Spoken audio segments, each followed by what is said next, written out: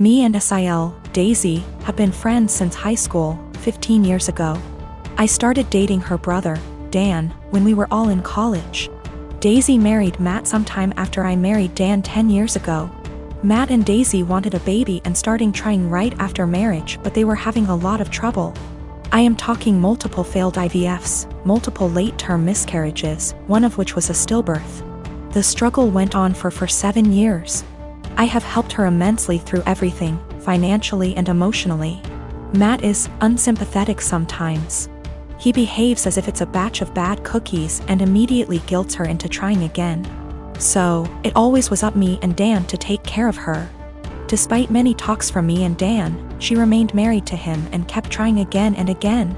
We have had many offers to leave the state / country for a better job, but didn't because we were scared to leave her alone.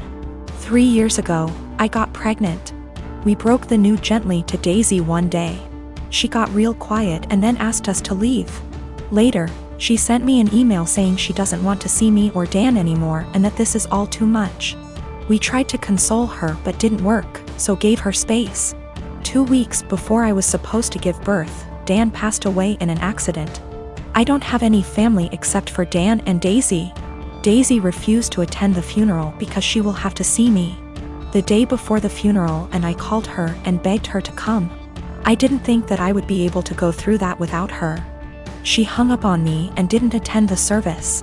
Soon after that, I gave birth and I decided to move to another state. I cut off all contact with Daisy and started fresh. Now, me and my daughter are very happy and we are enjoying a comfortable life. She attempted to contact me once I moved away, but I ignored her. 2 weeks ago, she called from an unknown number and said she desperately wanted to talk to me. Turns out she finally got pregnant, had a baby boy who passed away 5 days after being born in NICU. Matt is also leaving her and screwed her over because of the prenup. She is basically broke and homeless days after losing a child. I just said okay. She then asked, "Are you really not going to say anything? You are really not going to help?" I pretty much said, "I don't care about you. I don't care about your life. I don't care about Matt. I don't care that your baby died. Just leave me and my daughter alone." And then hung up. Since then she has been sending me multiple emails and VMs stating how awful I am and how heartless and how much Dan would be disappointed. I continue to just ignore everything. I am not going to have any sympathy or help her in any way. My fiancé Ollie and I have been together for 4 years, living together for 2, recently got engaged.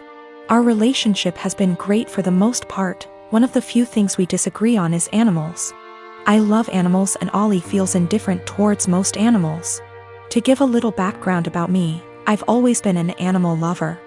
Throughout my childhood, my mom hated animals, especially dogs. My mom never let us have any pets and she used to tell us that once we were adults we could have whatever animals we wanted. When I moved away for college, I lived on campus for 4 years, and therefore couldn't have any pets. I've wanted a dog for as long as I could remember, but up until recently it wasn't in the cards for me to have a dog.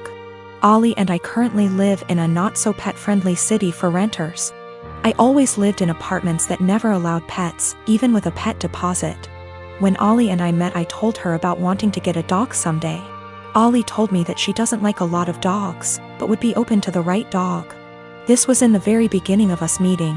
I basically made it really clear that I will own a dog one day. Throughout our relationship, I would occasionally bring up wanting a dog. Ollie would remind me that our apartment doesn't allow for pets, which was true. Ollie and I agreed that once we moved into a place that allowed for pets, we would look into getting a dog. About 2 months ago, Ollie and I moved into a house just outside of the city we work in. The house is a good size for the 2 of us, plus extra. The landlord is pet-friendly, and the house has a huge, fenced-in yard. It's a much more residential area, and there's a dog park about 3 blocks from the house. On top of the house being perfect for a dog, I'm in a financial place where I can afford a dog. I make very good money and I don't have to travel for work. I'm mentally prepared for potential pet fees and other expenses for having people watch the dog. Since we're finally settled in the house, I decided to mention to Ollie again about going to the shelter and looking at the adoptable dogs. Only this time, Ollie didn't have an excuse for why we couldn't get one. After a few weak excuses, sometimes we go away, Ollie broke down and told me that she doesn't want a dog. In fact, she's never wanted a dog. She was hoping I would forget about my dreams of wanting a dog. I'm not sure what to do.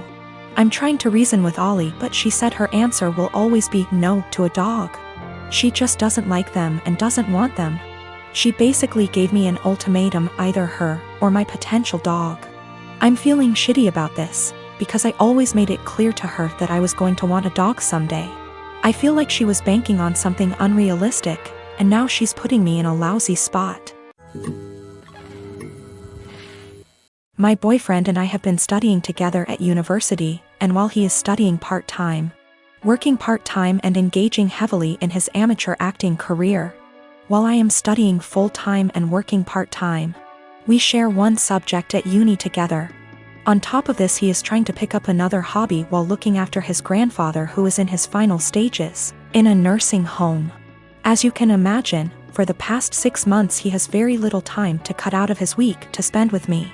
None, in fact. I have been fine with this for the most part. I have been driving 45 minutes 3+// times a week to get to his house so we can steal a few hours together, but he doesn't have time to spare. This is an inconvenience I can live with. However, he has been asking me to do a lot of other things too.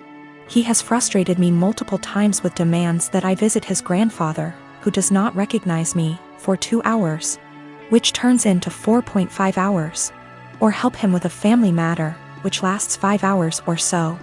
Every time this happens, he promises he will drive me home. And every time he says he doesn't have time anymore and I need to catch the train home, 1 hour plus walking. I have spoken to him about how this is unfairly affecting me, and he seems to take it on board, but just forgets again the next time he needs something. After forcing me to spend $600 plus on his best friend's destination wedding, the weekend before we both had 2 major exams due, he demands that we switch our exam times because he didn't spend enough time studying and he needed the extra day. I concede, and he squanders his spare day sleeping because he needed it. I take my classes very seriously and I feel very over by his demands. I understand that family matters / best friends are important things, but he has eaten into hours and hours of my study time, and my grades are dropping. Not only that, but it's affecting my emotional health also. I have expressed to him that it is affecting me badly, but he tells me I'm being very unsympathetic and selfish. What's more is that I have about $10,000 in savings. He recently became aware of this and has demanded that I help him pay his bills because we're a team. He is broke.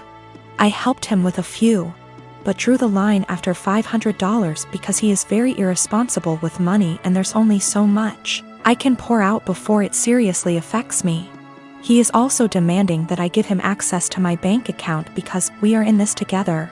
And he wants to marry me one day, so we should start sharing now. I don't really know what to do. I want to be a good girlfriend and do what he needs me to do right now, but it's beginning to affect my health. Me and my daughter, Anya, are from India. Our native language is Hindi. She's 11 years old now. Her father died when she was 5 and I immigrated to States because everyone was trying to get me remarried to a 60-year-old sleazebag. Because, oh no. However will a woman live or raise a child alone? I started dating my now husband when Anya was 6. He had a 5-year-old son, Ben, 50% custody. Me, Anya, Ben, husband and Ben's mom get along really well. The kids were very well adjusted and they were genuinely happy when we got married. Whenever tensions arose, we dealt with them patiently. Let's just say after walking through the minefield of Indian family / drama, diffusing these toy bombs were very easy. Anya has a habit of talking in Hindi when she gets really excited. Sometimes, while talking to me, she starts talking in Hindi without even realizing it. This wasn't a problem. If she does that while others are around, I would remind her and she would revert back to English. Few months ago, Ben's mom passed away and he came to live with us full time. He has a room already and we put Ben into therapy immediately. A week ago, Ben walked in when me and Anya were cooking and we were talking in Hindi and he started crying. He told me he is feeling bad that he can't understand what we are saying. I hugged him and consoled him and assured him that we didn't do it to exclude him purposefully. And then Anya started crying and apologized. The whole thing was just heartbreaking. Since then, Anya has been making conscious efforts to talk only in English, and I can tell that it puts Ben at ease. Yesterday, however, she was frustrated and started lamenting about schoolwork in Hindi to me. Me and Anya were in the living room and Ben and husband were in the kitchen and they heard it. Later that night, my husband told me how he thinks we must start thinking about giving punishments whenever she speaks in Hindi unconsciously until Ben starts feeling better. I was horrified at this suggestion. I have never pulled the "she is my daughter, not yours" card. But this is the hill I am willing to die on and use that card if necessary. Whether he likes it or not, it's her first language. Expecting her to always converse in her second language, even when she is feeling some extreme emotions, is just cruel.